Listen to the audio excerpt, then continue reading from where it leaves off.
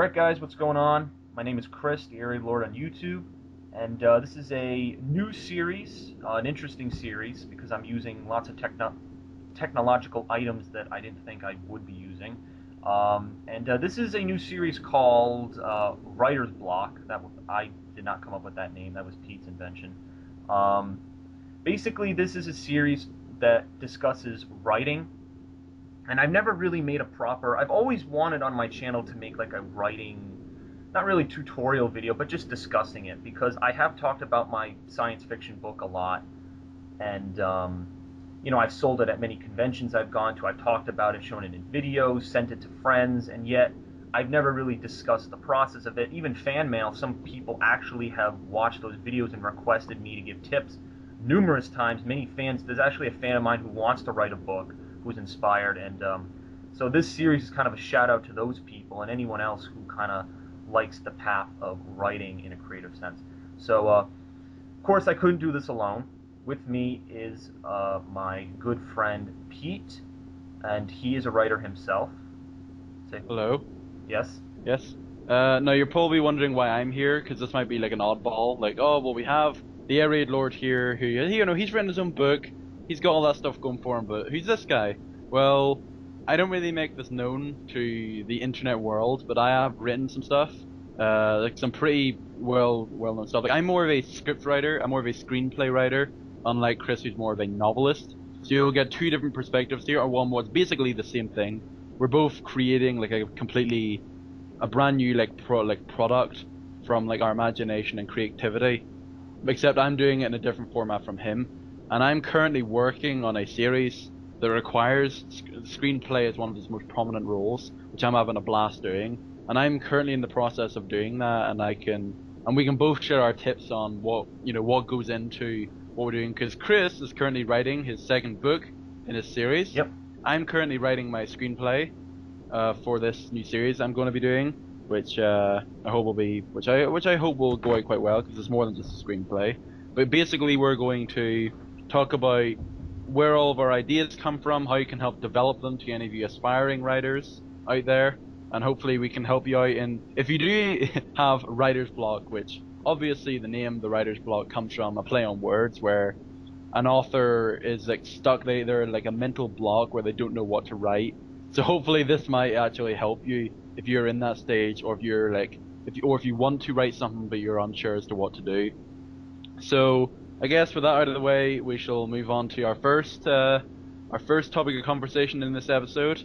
Yes. And you can't start writing anything without knowing what you're going to write about, and that's what we're going to talk about today. We're going to talk about the very first baby steps of writing and what you need to know, and how you should go about starting to write something if you do want to.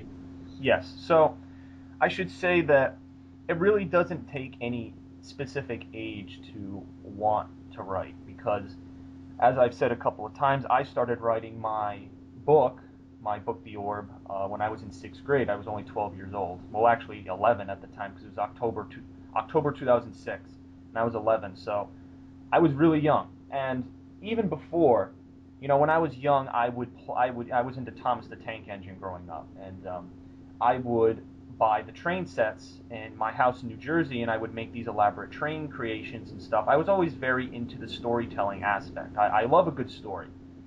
It's what I love in video games, movies, TV shows. I love it in everything. And many times, as I'll tell Pete, many times I'll watch a clip from something I've already seen to get the blood pumping, to see a scene that I might like. There's like maybe a stage direction or something that happens in it that gets my ideas flowing. That's what drives my ideas. But since a young age, I made these elaborate Thomas setups, and I would make creative stories and stuff. And for a long time, all the creative stories I would make were really just combinations of all the things I liked. Like, I remember with my Yu-Gi-Oh cards, I used to pretend the Yu-Gi-Oh cards would duel each other. Like, Jinzo would duel the Blue Eyes White Dragon, and they'd have their own cards. So I would do kind of crazy stuff like that. Any story I made creatively was really just an offset of some TV show I liked, or movie, or video game, or whatever it may be. I So, think traits like that really do symbolize if you are a creative person. If you exactly. recall, if you were younger and if you liked, if you had like artificial stuff, but yet you would take it to another level where you have a Thomas the Tank Engine toy, okay, it's a toy, you play around with it. But if you have this little itch, even at such a young age, to think, no, I could do something with this, and then start playing out stories and stuff, that's like a really good sign. Because I used to do the same thing whenever I would have like I would be doing something and I would take it like an extra mile and I'd start like creating scenarios and stuff. Like I was telling Chris, not too long ago actually, whenever I was quite young, whenever I was about 14, like 12, 13, I had fully made like my own little like comic book series, which obviously it wasn't like professional or anything, but it was just because there was a period of time when I was really bored, and rather than just sitting around doing nothing, I figured, I'm feeling that I want to do something here, and so I'm just gonna make something here, and so I started doing this comic book series and stuff, and whenever you get stuff like that going on, you kind of know that you're on the road to doing something, regardless of what age, what like how smart you are or intelligent you are. Like you don't have to be like a like some sort of straight A student to begin writing. Like anyone can write from any like Yeah. qualifications at all or whatever. So It really don't takes a try and think passion. that Yeah, it really yeah takes a passion to want to write, and this is true with anything in life. If you want something, or you have a goal, or you're inspiring to do something, maybe maybe you want to be a crane operator, or maybe you want to like drive professionally NASCAR. You have to love what you do. It's just a fact of life that you need to love the job that you do because you'll be the most happy. And again, it's the key to, as my marketing teacher says, the key to success is happiness. And however happy you are with what you're doing, just that's the level at which you feel you succeeded. So in terms of writing, it does take a lot of dedication it to does. write. It really does. I I can contest and admit that I have suffered from the quote unquote writer's block. If Pete would like to admit the same, Yes. I'm sure. Well, yeah, there have been some times, but obviously I haven't embarked on such a grand scale as to self-publish and write my own book series. Most of the stuff that I done were like short little skits or like shorter stuff. The stuff that I'm working on now is one of my first like bigger projects I'll be working on, and so it does take a lot of dedication. And so that's what this episode is trying to help you with. Like these are pretty much like the base rules. If you want to write, you must have it doesn't regardless of age and stuff, but you also must be dedicated and love writing enough to do so. Because there will be plenty of times where if you're like just flicking about with it, you'll end up like, oh, I'm gonna write a book. You get like 5 pages in, you're already like worn out, like, oh, I can't do this. And Yeah. like maybe it just takes a lot of drive in order to finish something such as a 300 plus page book. It's funny. Or It's funny on a website. Someone said the average length at which someone would collapse within the process of writing is like around the 60 to 100 page. Like it starts to get just like stale. And I'll be honest, the Orb has gone through so many renditions. It's changed oh so yeah, much. It really even now. I added most recently. I added 2 chapters to the introduction of the book to give the characters a little bit more. Specifically the main character Noah, to give him a little bit more of a build up in the because the whole thing with the theme of the book is the contradictions and the hypocrisies he sees both in his rich lifestyle and in the saving the universe quote unquote lifestyle that he has to embark on. So I felt I needed to flesh out this rich lifestyle because I really only had 2 chapters on it. So I added 2 additional chapters where there's more character development and things that you see that and kind that of. was like what? How many years after you first wrote the Orb, and you're still adding to it? Yep. Like you will see stuff like that where you might write something, think it's perfect, and then like a few months on, you might think, oh well, could it have changed this? And you can Writing is change it. rewriting. It's a great saying that writing is rewriting. It's just works are really just never finished. There's always something.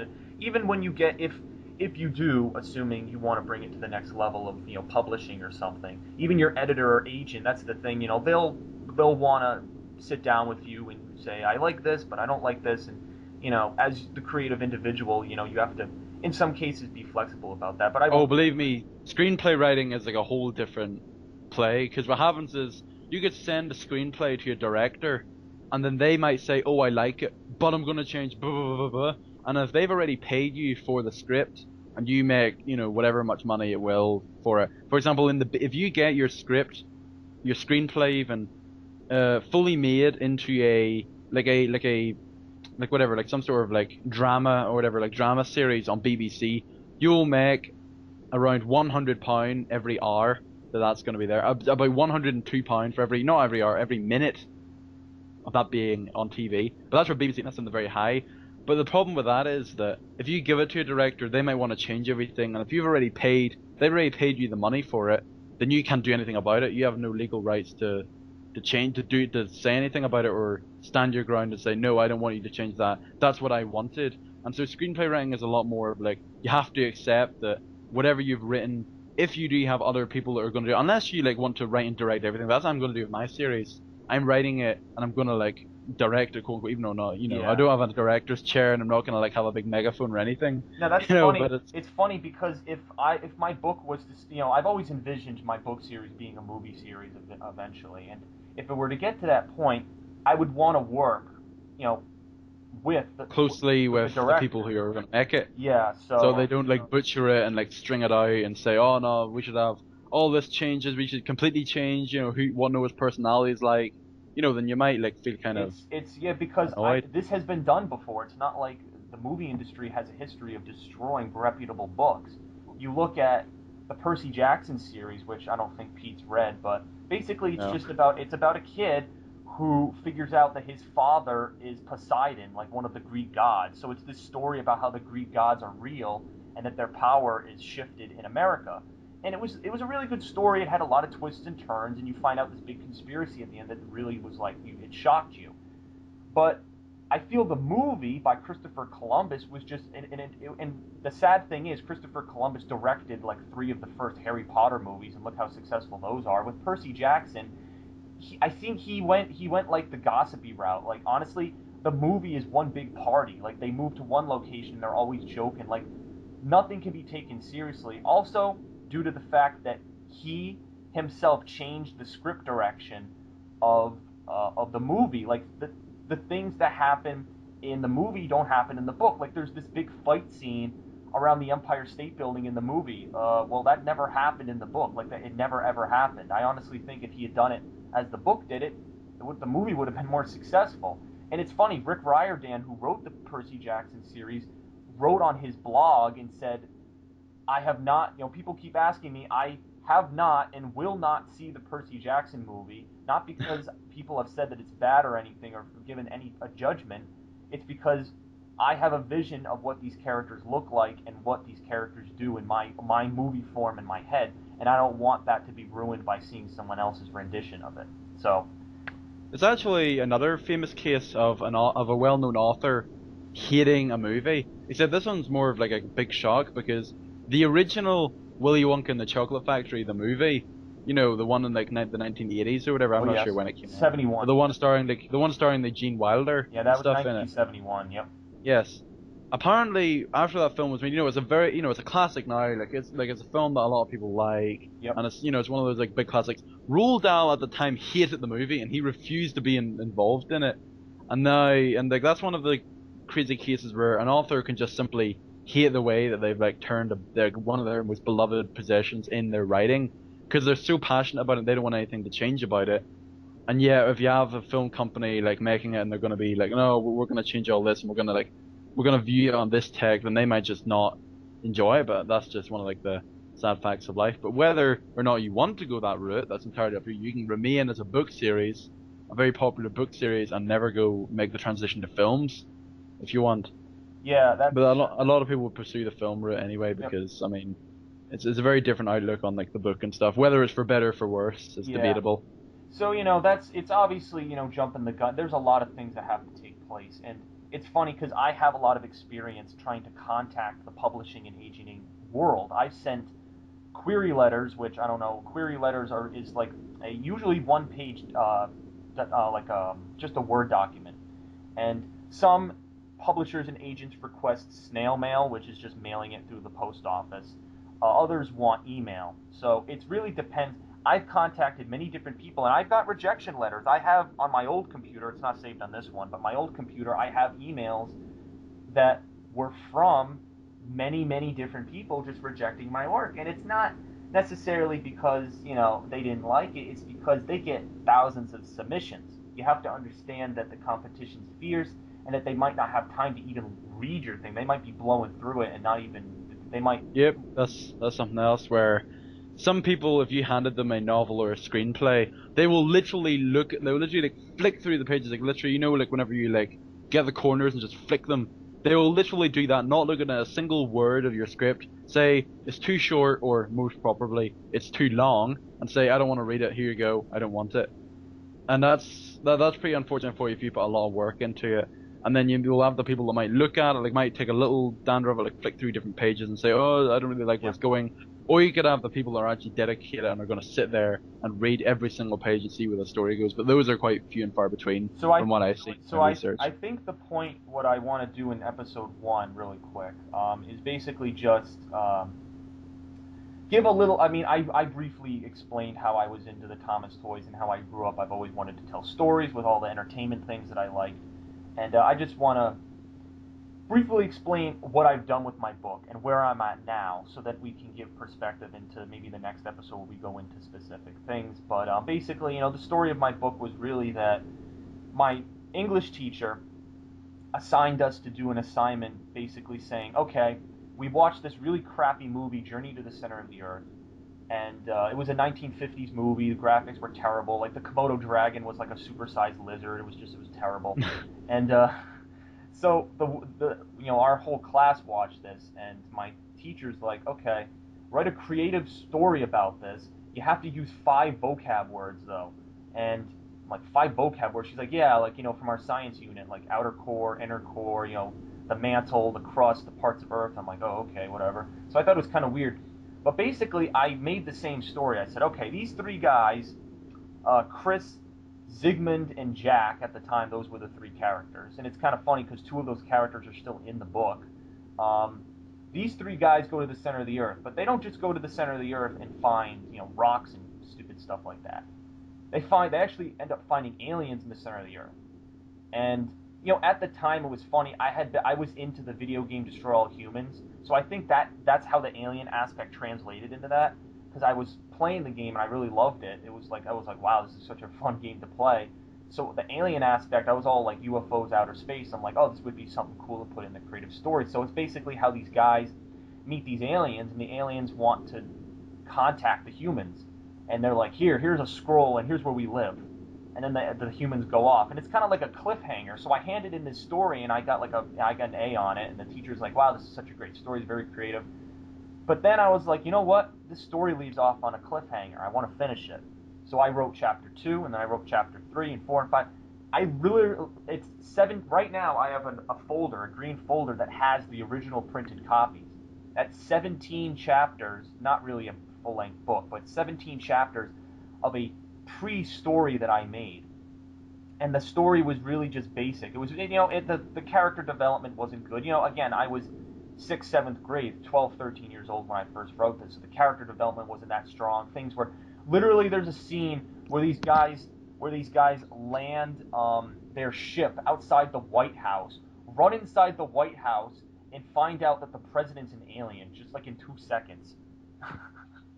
So stuff like that, and it was kind of ridiculous the route I went. But then I had this full story, and I'm like, wow, and then over the years, I didn't do much with it. I kind of tried to keep it together and stuff. But then I wanted to do a sequel to the story, but I realized it was hard to tell it from the main character's point of view because the main character was like 40 years old. And I'm like, well, it would make more sense if I could write a story from someone else's perspective. So I said, well, why don't I do a prequel? I'm going to do a prequel to this work I did, and it's going to be a kid my age. And then that was how Noah Jefferson formed, the main character of the book series. And I wrote that whole story, and then I realized, wow, this is supposed to be a prequel. I actually really like Noah as a character. He's going to be the main character. This story that I wrote for the Journey to the Center of the Earth thing, that I'll save that. Which that story is now going to be my prequel. The third book, that's going to be the prequel. So the roles reversed, and now all I'm focusing on Noah as the main character of this entire series, and that's basically it. So I wrote that first book called The Orb about a kid who finds his brother in this strange universe, and there's an alien named TheAireaidLord Augustine. I guess that would explain where my username comes from. And he is trying to go after this powerful object called the orb. And if you touch the orb, it allows you to control energy and basically control matter, space, and time. It's like this all-powerful object. from an ancient energy that was used by this civilization that doesn't exist anymore. And Noah is thrown into this conflict after being this rich. He's really rich. His father's the richest person in the world.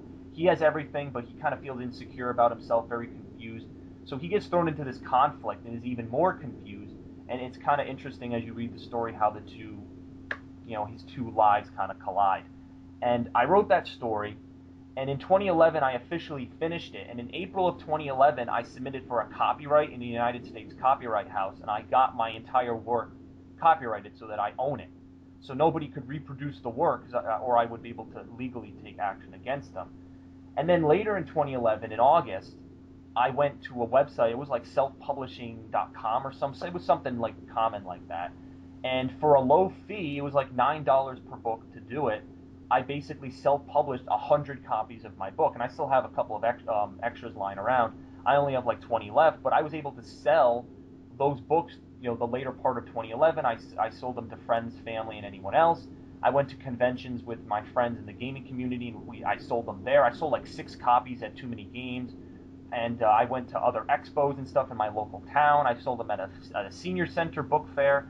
So I have made in capital over $1,000 selling my book. So I've been successful in selling my book, and I've received letters from people who say they love it. And just recently, it went up over Kindle.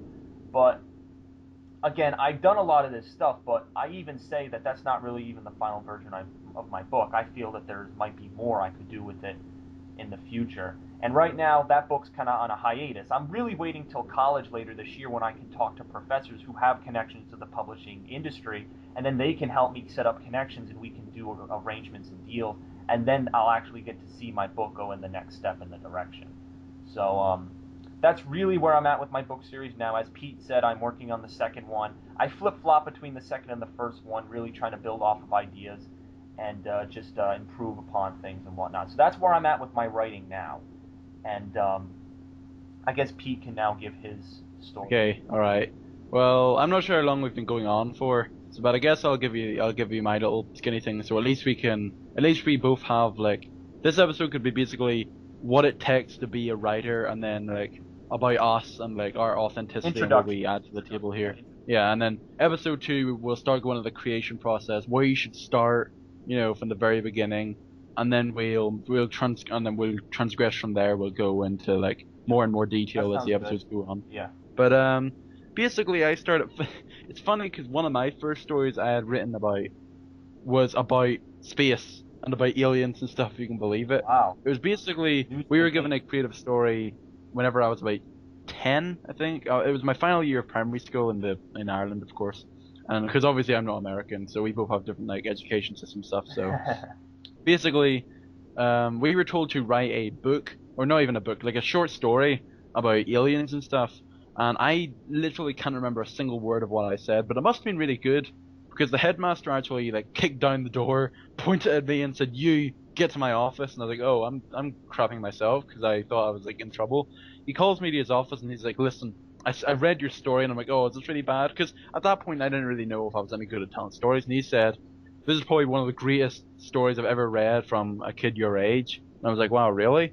And he said, "Oh, this might be one of the best things I've ever read," but I think he was kind of like blowing that up just to make 10-year-old me feel good.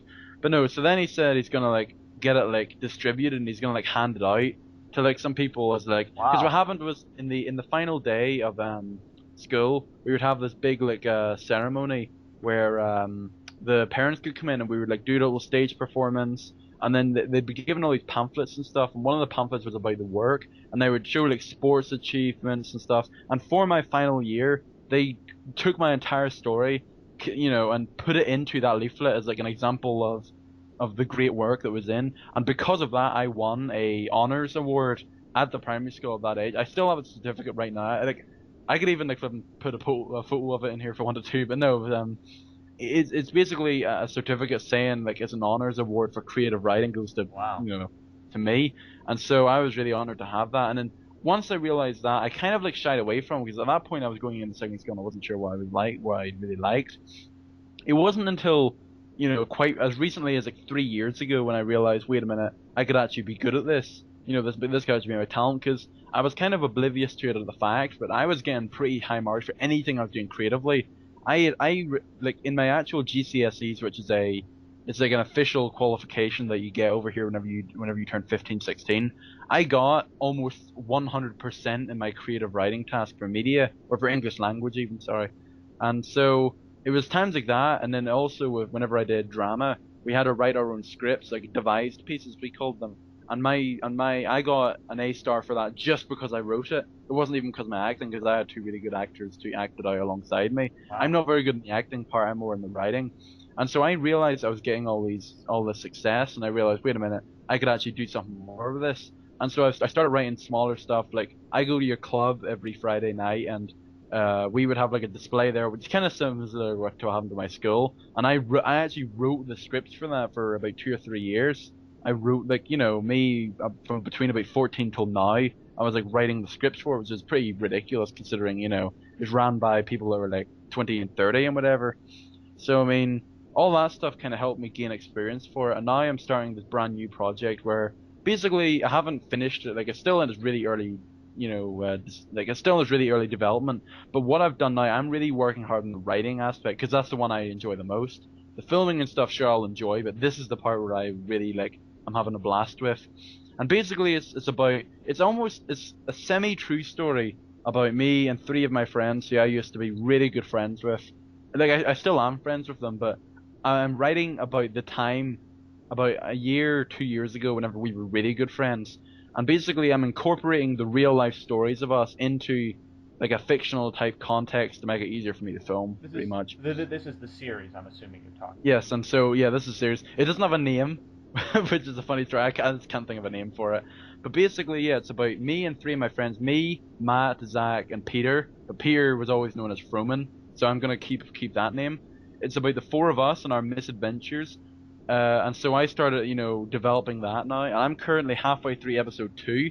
Episode 1, I'm fully finished, like completely. And so I have actually I've gotten the people that will appear in that episode. They've all confirmed that they will appear in it, including someone that I'm talking to right now, as a matter of fact, who will be appearing in I don't episode know who 1 that is. I don't know who of you're the talking series. about. I have no idea Hmm. either, but Yeah. yes.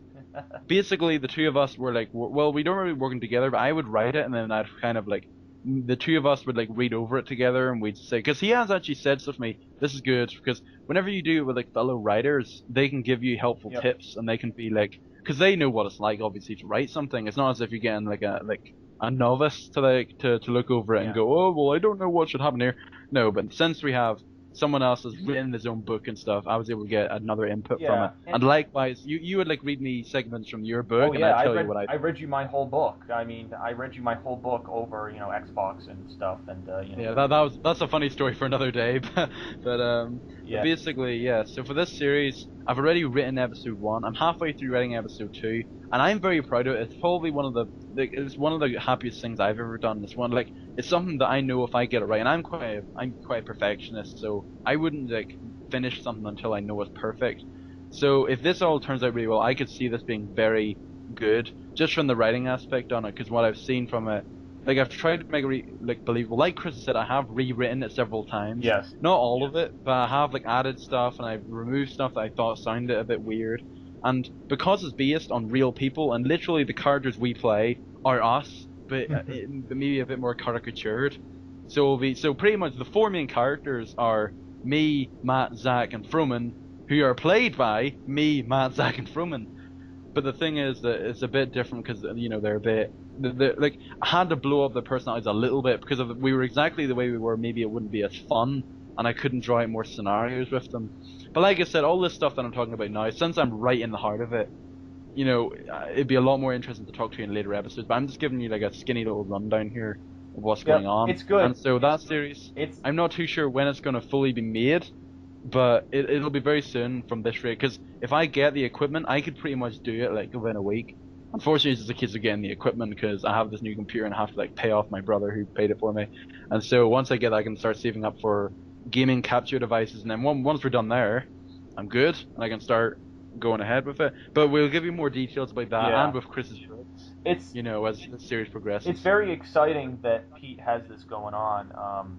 I when he came to me with this, it was funny because I believe half of a part of his inspiration came from things that and it's good because there's a saying that writers write about what they know, and Pete obviously had these strong friends at one point, or still does, but but it meant something different those years prior because maybe based on stuff that happened in his personal life and what those friends meant to him at that point, and that was something that stuck with him, and when he went to write creatively, that thing that stuck with him translated into his writing, and I can attest to that because what I'm writing about is really Noah writes about some of the things I feel and how I've grown up and the lying and the deception I've seen as I've grown up and just maybe harassment or anything. It's really again, writers do write about what they know, and I've written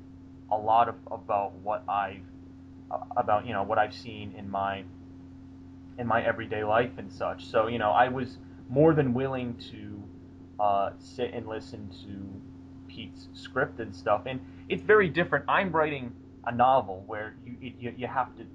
It's a different course how the You writing. have to describe everything. Yeah, just Whereas for me, I can take like shortcuts and I can do like transitions, and I don't have to describe everything. In the stage directions, I make it quite like I'm one of those people where I would write a lot in stage directions. That's just so that I don't forget later on to include stuff. Whereas in a novel, you have to make sure you're entertaining the reader all the time.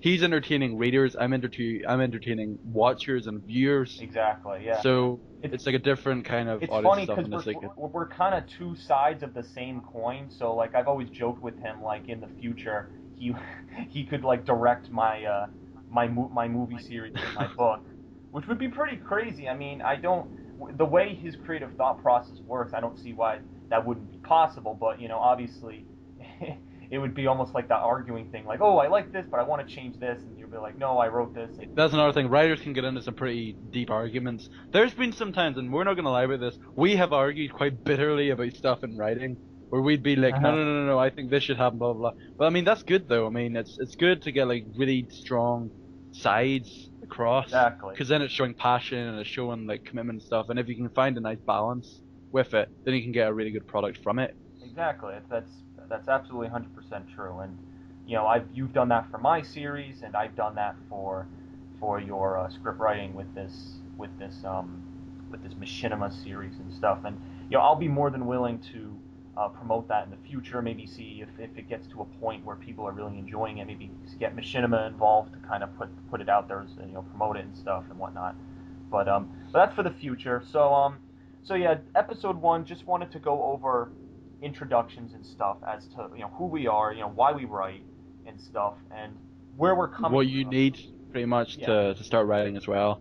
And now, at least now you know who we are. You know that hopefully you know that we actually have some grounds to talk about this stuff. We're not like just two random people that want to start talking about writing. We have experience in our respective fields. Him with his, or, Chris with his novels, mine with my script writing and screenplay writing. And so, episode one, I think we'll start talking about if you want to start writing your own, where you should start off and episode two. basing with your stuff on. Oh, episode two, sorry, Yeah, yes. yeah, yeah. Whoops. Yeah, so we'll get to that whenever. I'm not too sure. Do we have any specific time as to when we'll make another episode? um, I know this week you're busy with school.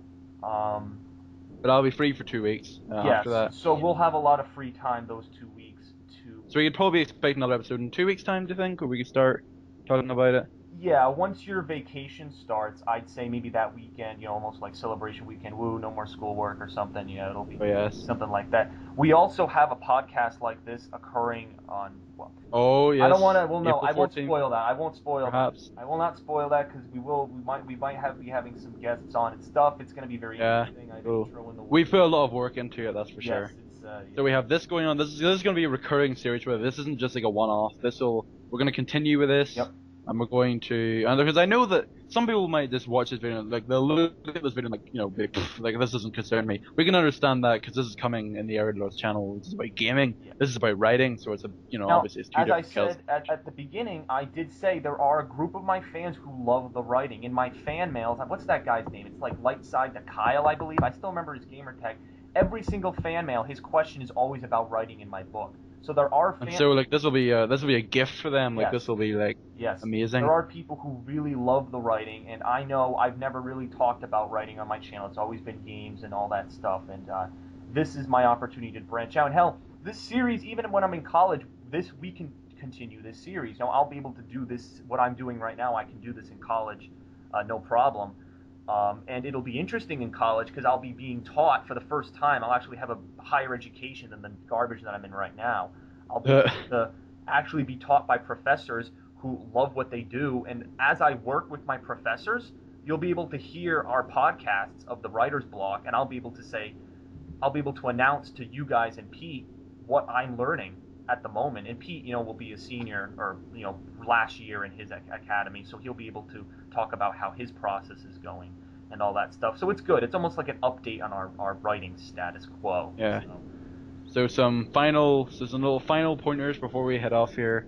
The series is gonna be recurring.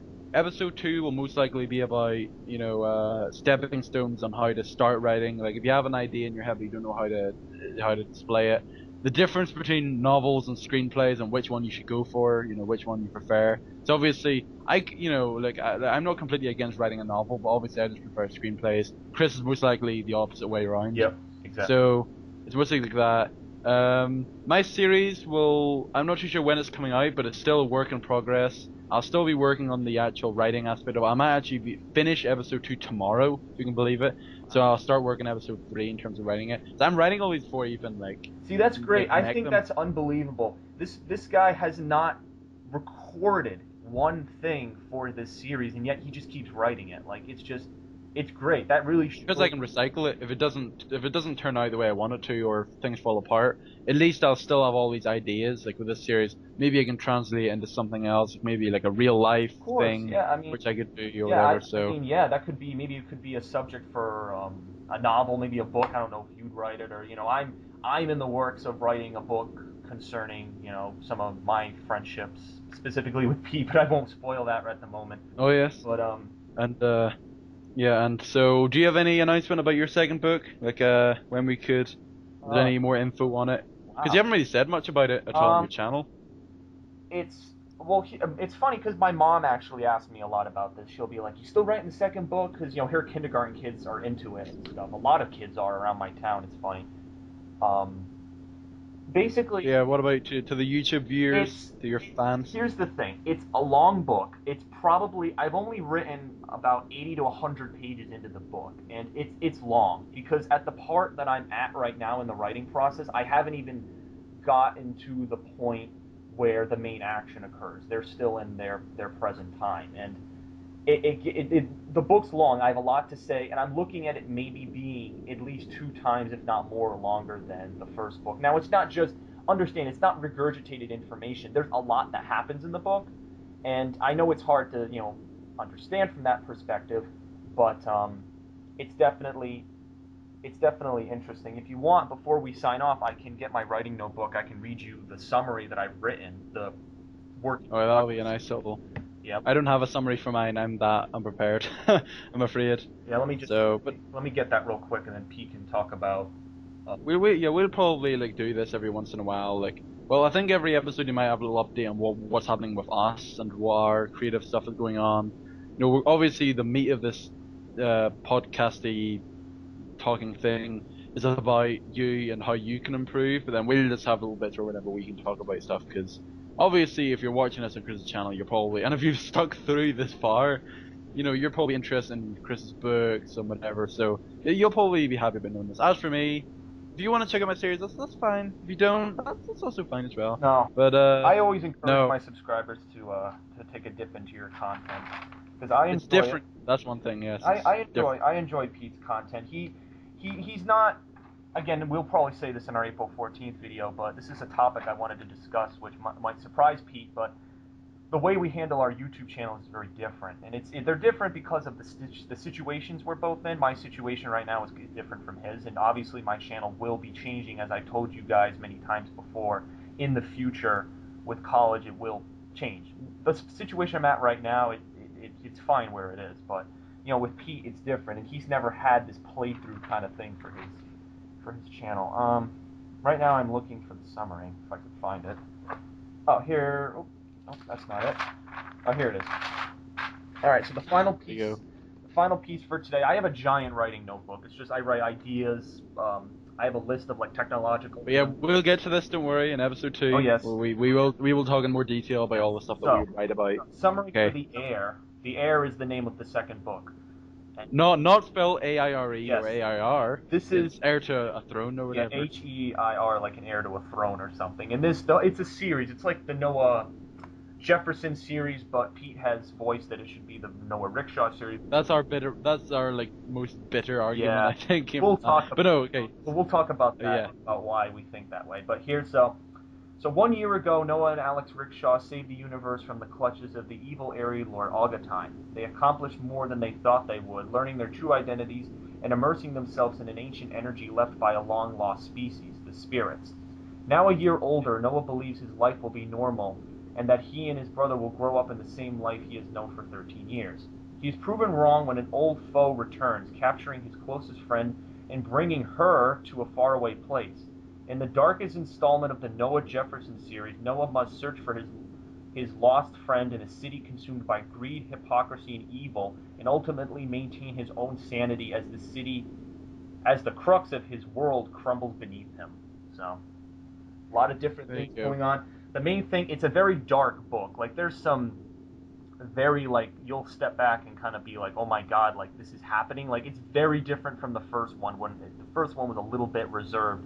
This one kind of jumps at your throat a lot, and it might pull at some strings. And truthfully, it's probably the book I'm going to enjoy writing the most. It's such, just the writing direction I see it going is just the plot points, the summaries I've written, and the speech bubbles, and the graphic organizers I've done for the main plot points that happens and stuff. And but again, we'll talk about this in the future. But I just wanted to throw that out there to you. So, thank you for watching the Writer's Block episode 1. Yes. Pete has any Hope final you words? enjoyed it. Yeah. Hope you've stuck along this long. I guess. Yes, that's good. People usually the attention span for people nowadays, if they see like a Yeah. Well. 15-minute video, it's like, oh no. Well, if you do enjoy it, then I mean, you're most likely to stick around for all this, and it'll probably be nice. You probably have learned quite a bit. Probably not as much in this episode because we don't really talk about anything that benefits you. But I mean, definitely starting episode 2, there'll be a lot more like nutrients for you for your creative minds, if you At will. least people who watch this, they might find some similarities between us. Like, oh, if they're watching this and they're a writer, they're like, oh, I do the same thing that you guys do. At least it'll give them confidence for their writing, if nothing else.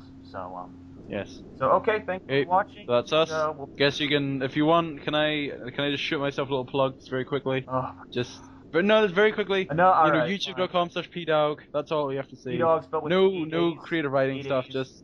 P-Dog with 8 Just direct captured gameplay on the PC. That's about it. Yeah, That's P-Dog about it. spelled with 8 A's. No, it's 4. You can just go on my Yeah, other. yeah. 4. He's in my other I, channel section. You can find him. I'm yeah. obviously at youtube.com. Yeah, obviously, yeah, if you're watching this video, you're already on Chris's channel, so I guess that kind I'll of makes probably sense. put your channel in the link of the video anyway. It makes sense. But okay, Alright, that's so it. yeah, yep. Thank you, and we'll see you in 2 weeks for episode 2. See ya.